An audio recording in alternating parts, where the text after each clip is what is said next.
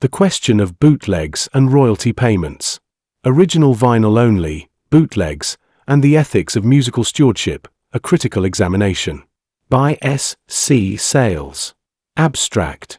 Debates surrounding original vinyl only, OVO, frequently become confused by the introduction of copyright and royalty arguments.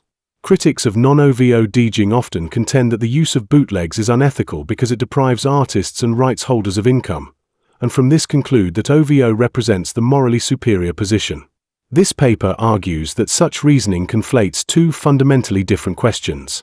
The first concerns the ethical and legal status of the medium being used. The second concerns whether DJs should be restricted to original vinyl pressings. These issues are logically distinct and should not be treated as though one automatically determines the other. The paper demonstrates that the ethics of copyright point towards the use of legitimate, licensed media rather than towards original pressings. Original vinyl purchased on the secondary collector's market generates no royalties for artists or rights holders, regardless of the price paid. By contrast, licensed reissues, authorized compilations, official repressings, and legitimate digital releases contribute directly to the remuneration of creators through established royalty mechanisms. Consequently, the ethical argument concerning artist support cannot logically be used to defend original vinyl only. The paper further argues that historical discussions of bootlegging are frequently presented without sufficient context. Most Northern Soul bootlegs appeared years after the deletion or commercial abandonment of the original releases and therefore did not generally compete with legitimate retail sales. In many instances, sustained demand generated through unofficial circulation later encouraged record companies to produce authorized reissues that did return royalties to artists and publishers. The central thesis is therefore straightforward. Opposition to illegal bootlegging is entirely compatible with opposition to original vinyl only. Indeed, if the objective is genuinely to support artists financially, the ethical position favors legitimate licensed media rather than exclusive reliance upon original collectors' pressings. The moral defense of OVO consequently fails because it confuses historical authenticity with legal legitimacy, and collector culture with creator remuneration. Introduction. Among the many arguments advanced in defense of original vinyl only, OVO, few carry greater moral force than the claim that playing anything other than original pressings somehow fails to respect the artists who created the music. The argument is often expressed through criticism of bootlegs, counterfeit pressings, and unauthorized copies. Since such media generally do not generate royalty payments for artists or rights holders, it is concluded that DJs wishing to behave ethically should play only original vinyl. At first glance, this appears to be a compelling argument. Artists deserve to be paid for their work. Copyright exists precisely to protect creative labor and to ensure that composers, performers, publishers, and record companies receive appropriate remuneration from the commercial exploitation of their music. Few would dispute the legitimacy of these principles. The difficulty lies elsewhere. The ethical principle itself is sound. The conclusion drawn from it is not. The argument rests upon a fundamental confusion between two entirely different questions. The first asks whether a particular medium has been produced legally and whether its use respects the rights of artists and copyright holders.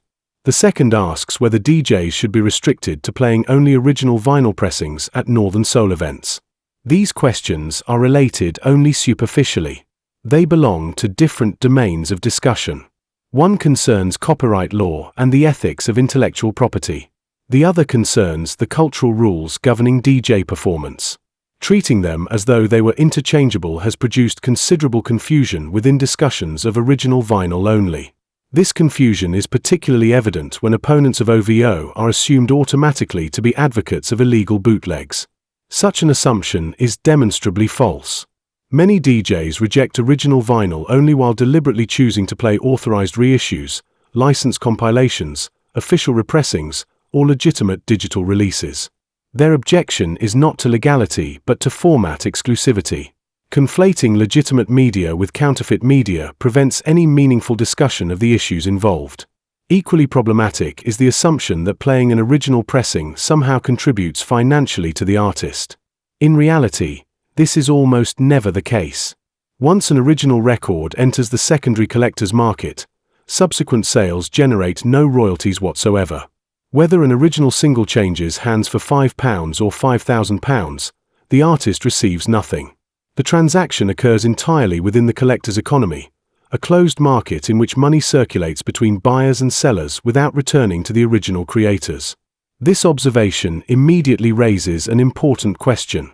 If the objective is genuinely to support artists financially, why should original collectors' pressings be regarded as the ethical ideal when legitimate modern releases are precisely the formats that continue to generate royalty income? The answer, it will be argued, is that they should not. The ethical argument concerning royalties does not strengthen the case for original vinyl only. Properly understood, it undermines it.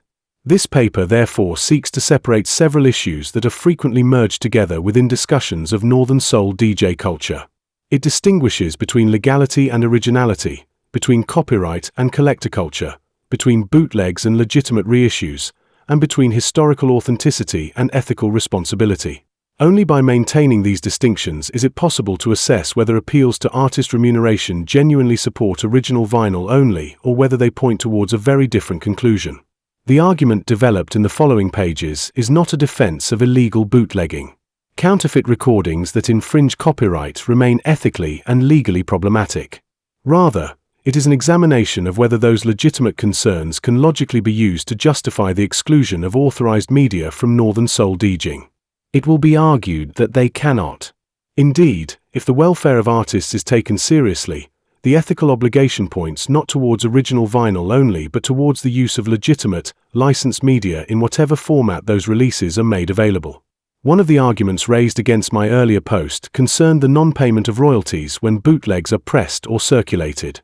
This objection is common, but it is also misplaced. It attempts to turn a discussion about format purism at DJ events into a debate about copyright law. These are not the same issue, and treating them as if they were leads to confusion rather than clarity. In this short essay, I examine the above confusion and offer explanation of why the bootlegs equals unethical argument does not support original vinyl only, OVO, and why the ethical position actually points in the opposite direction. The OVO stance is often presented as a moral position, a way of respecting artists, honoring the past, or preserving authenticity. But when examined carefully, OVO is simply a format preference. Copyright, by contrast, is a legal and ethical framework governing how creators are compensated. These two domains do not overlap. They cannot be substituted for one another, and one cannot be used to justify the other. The claim that OVO protects artists collapses under basic economic scrutiny. A DJ spinning a £500 original pressing contributes nothing to the artist's income. The secondary market, the collector's market, is a closed loop. Whether a record sells for £5 or £5,000, the rights holders receive no revenue whatsoever. By contrast, a DJ playing a legitimate reissue, a licensed repress, or an authorized digital release does contribute to the artist's income. These formats generate royalties. They are legal, ethical, and accessible. To insist that only original pressings are morally acceptable is to invert the truth. OVO is the least effective method of rewarding creators. A coherent discussion of bootlegs requires historical accuracy. The argument that bootlegs undermine original releases assumes that bootlegs were pressed at the same time as legitimate issues. In reality, this was almost never the case.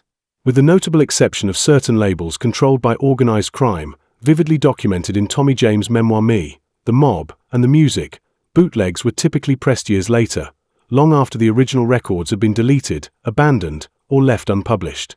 Bootlegs did not compete with legitimate sales, they filled a vacuum created by the industry's own neglect.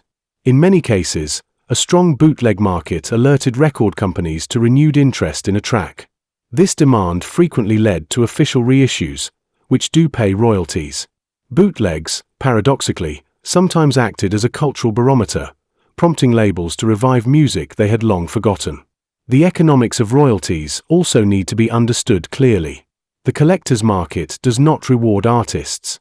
No royalties are ever paid on second-hand sales. The fetishization of original pressings is economically irrelevant to rights holders. The reverence for first-issue vinyl is a cultural ritual, not an ethical stance. Furthermore, if a radio station plays a bootleg, the artist receives royalties on airplay, because royalties are tied to broadcast, not to the physical medium. Illegal pressing is wrong, but the use of a bootleg in a DJ set does not erase the artist from the royalty system. The idea that bootlegs inherently deprive artists of income is overstated. A persistent flaw in OVO advocacy is the assumption that anyone who rejects OVO must be using bootlegs. This is demonstrably false. Many DJs who oppose OVO do so precisely because they prefer legitimate, licensed, ethically produced media. They are not the problem. The bootleggers are.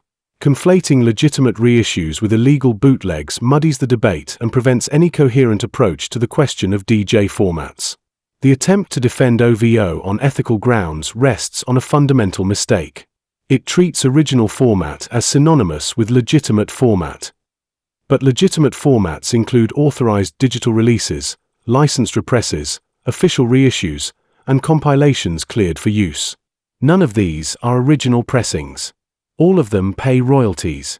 All of them respect the rights of artists.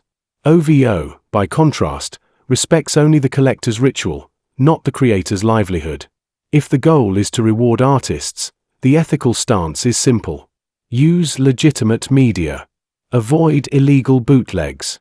Support formats that generate royalties. This position is clear, defensible, and aligned with the rights of creators. It does not require, and cannot justify, the exclusion of legitimate reissues or authorized digital formats. OVO cannot be defended by appealing to copyright ethics. The ethics point supports legitimate media, not original media.